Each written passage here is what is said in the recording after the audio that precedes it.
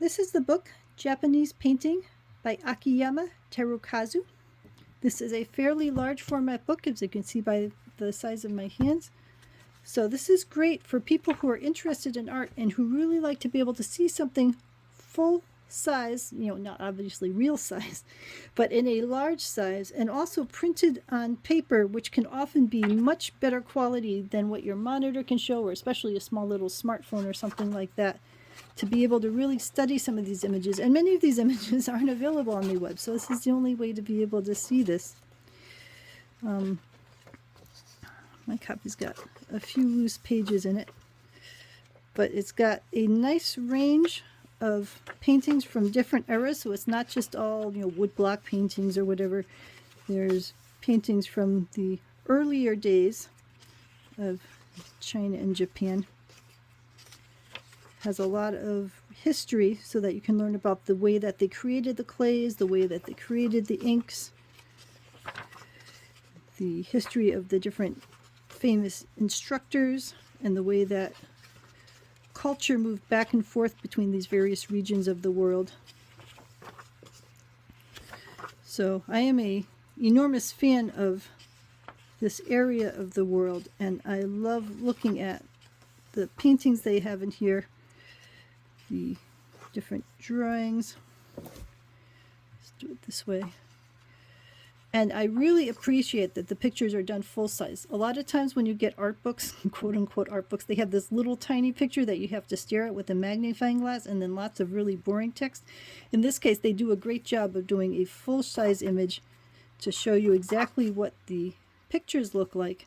And then the text that they have is helpful, where it tells you about the history that was going on, or the types of conflicts that were happening, and how the information was being moved from culture to culture, and how they supported each other and learned from each other. Because that's a lot of how art is in general, is that people see something and they get inspired by it, and then they take off in a new direction, and then it goes back to the source area, which gets inspired by that. So you can see, even just going through the book, how the styles of art progressed and changed over time, and how they decided what types of colors to use, and the colors they used were based on the types of materials they had at hand. I think we get spoiled as modern artists thinking, oh, we just have access to every single color that could possibly exist because we have access to the entire world. But at this time period, they only had access to what they could get their hands on, and maybe it was just these kinds of color shades. And also was a matter of the aesthetics of the time period. They weren't interested in bright neon colors. They were interested often in more subdued colors that gave this kind of muted view of the world that they felt was more serene and appealing. So I just love this.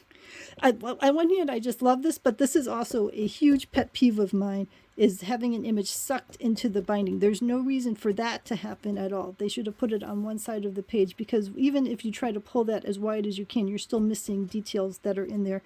And since that's the central point of the image, that's what the artist was hoping for you to be able to see. So that particular one, they should not do that. But in general, they have them mostly on one side of the page or the other, which is more what I prefer. So something like that. This one is not quite as egregious because it's only a little bit, but still, that's a shame that you're losing that piece of the image into the fold like that. I would much rather have it something like this, where you can see the whole image in its entirety and the center part is not being sucked away into the middle of a binding. So you can see, even just with this whole flip through, how the styles changed over the years, how the color use changed, the types of things that they tended to work on. I am just so fond of this style of artwork. And I love how at some times it can be fairly minimalistic, and then at other times, well, and like this is just beautiful. But then there's other times where there's enormous detail in there, and the detail is just stunning. So, in general, I am a fan of art books in general that talk about this type of material, and this one did a very good job, with some of the exceptions that I talked about, where a couple times they sucked into the binding. But compared to many other art books, They only do that a few times. See this stuff. This stuff is just great. I've got some of these. Not like the original art. I've got reproductions of some of these hanging in the house because I love this kind of style. All right, so let me know if you have any questions. The text, in general is nicely informative. It gives you the background. One could say that you could find the details of the text, in general about who was ruling and what the kind of culture was going on somewhere else. But it's nice to have it right in order so that you can read along what was happening and then see the pictures that went with it. And then they've got a summary of what the timeline was and some grounding if you're not that familiar with the locations. So well put together, well recommended, beautiful imagery. And with a few minor little exceptions, they did it very nicely.